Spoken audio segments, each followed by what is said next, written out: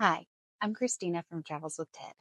I've been a full-time RVer since 2016, and today I'm sharing some of my must-have RV tools. Over our years on the road, we've replaced and maintained a lot of things on RVs, as well as done a lot of emergency repairs. So these are the tools that I would not travel without. First, you definitely need a basic toolkit with things like wrenches and screwdrivers and hammers and all the basic household tools that you would have at home. The next things RVers need is a cordless drill. Of course, you need a drill for many things, removing the cover off your AC, removing screws, getting into all your appliances. And I highly recommend a cordless drill for RVs because there are a lot of tight spaces and they'll be easier to reach. Then next, we need an impact. We use this quite a bit. We use it to put down our stabilizer jacks, remove lug nuts from tires when we replaced our leaf springs. This was a necessary tool. So highly recommend getting a cordless drill and an impact driver, ideally from the same brand, so you can use the same batteries. In addition to the basic toolkit, which will probably include a pair of needle nose pliers, I recommend an extra long pair of needle nose pliers. As I've already mentioned once, RVs have a lot of tight corners and small spaces, and so this extra long pair has come in handy for us a number of times. Another tool that's great for working in small RV spaces is this magnetizer tool. So you simply take the screwdriver, put it in the magnetized box, and it turns the end of the screwdriver into a magnet.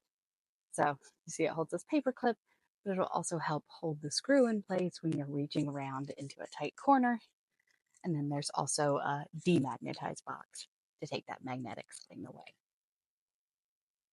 The next tool every RVer needs is a level. If you know anything about RVing, you know that it's super important to park level.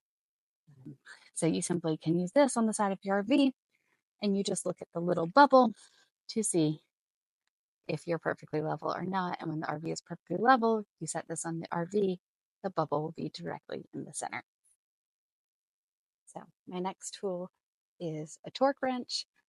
You're definitely going to need this to adjust the lug nuts on your tires, but it may come in handy for other projects. We use this when we replaced our leaf springs as well.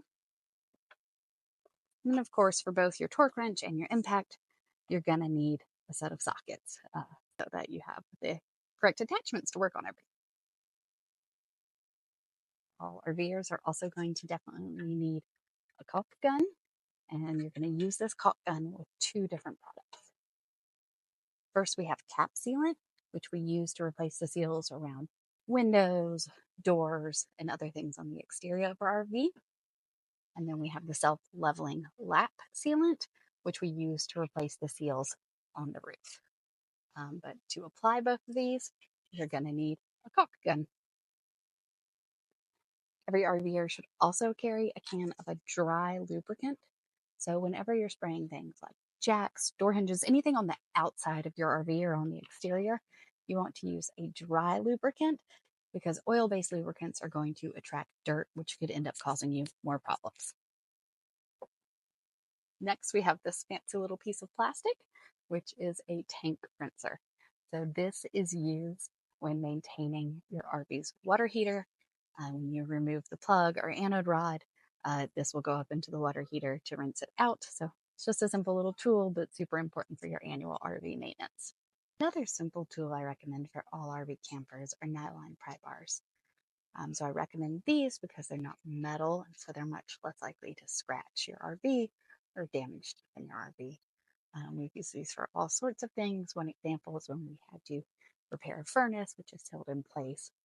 So these were used to pry out the appliance once we removed the seals.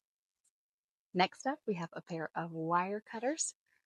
So we've used these for lots of repairs, everything from replacing a light fixture, replacing a gas alarm, replacing the 7-pin cord on our trailer. So really anything electrical, you're going to need to cut wires. And then we also have this PEX crimping tool, which is used when working on RV plumbing lines. So those plumbing lines are attached with little clamps. So if you ever have a leak or a plumbing line that's come loose, you'll need some of those extra clamps. So every RVer should carry some replacement clamps as well as this PEX primping tool. The next thing I recommend is a portable air compressor. So this is super important. So you can check and adjust your tire pressure before you hit the road. So you never hit the road with tires with low pressure. This also, with the compressed air, comes in handy for some cleaning and maintenance projects as well. So one of the last things I'm going to show you, which may be one of the most important tools in our RV toolkit, is this multimeter. So this is an electrical diagnostic tool. So it's super important for troubleshooting any electrical issues. If you go online and search why is XYZ not working in my RV, you're likely to be directed to use your multimeter. So if you plan to do any of your own troubleshooting or repairs, you're definitely going to want one of these. There are also a few other things that I recommend that I don't have with me here today. One is a rubber mallet. Things like wheel chocks get stuck and you want to bang them out, but you're a lot less likely to do damage if you're using a rubber mallet compared to a hammer. That's something I actually can't find mine today, but we've used hundreds of times over the past 10 years on the road. If you have a taller RV, motorhome, or a fifth wheel, I recommend getting a telescoping ladder that goes up and down so it gets compact for storage, but you can go all the way to the roof of your RV. And finally, I recommend getting some kneeling pads or a creeper. When you're working on your RV, you spend a lot of time kneeling or laying on the ground. So you want to make sure you have a comfortable surface to lay on so you're not kneeling in gravel and laying on concrete while doing your RV repairs.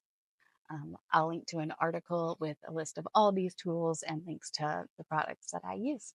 Thanks for watching and happy camping.